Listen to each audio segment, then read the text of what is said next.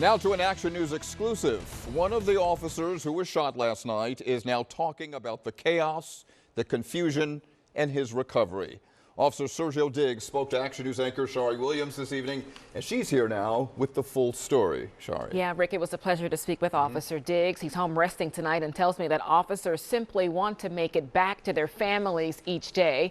Officer Diggs is a husband with a daughter in college and a newborn. He says he is alive by the grace of God, and that in today's world, he is constantly thinking about what if. But on that night when he was wounded, he had no idea he'd been shot. With his head heavily bandaged, I remember leaning forward and grabbing my head and noticing just blood everywhere. Philadelphia Police Officer Sergio Diggs is a true example of someone who faced grave danger and lived to tell about it. I have like a deep gash and graze wound from the front of my forehead, kind of back along the right side of my head. On the night of the 4th of July, the 14-year veteran was on his post along the Parkway near the Art Museum steps.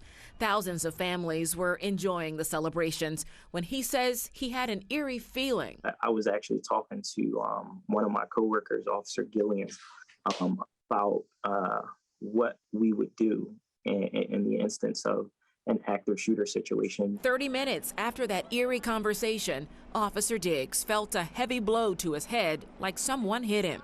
I described it as like a boulder falling out of the sky. I mean, it almost like knocked me off of my feet. Fellow officers saw the blood and rushed Diggs to the hospital. I didn't realize that I had been shot until I got to the hospital, and I was alerted to the round that was in my hat. The bullet grazed his head, and thankfully it never pierced his skin. A frightening moment that he's now able to be lighthearted about. Your hat, a part of your uniform, really protected you? I guess a combination of my hat and my hard head.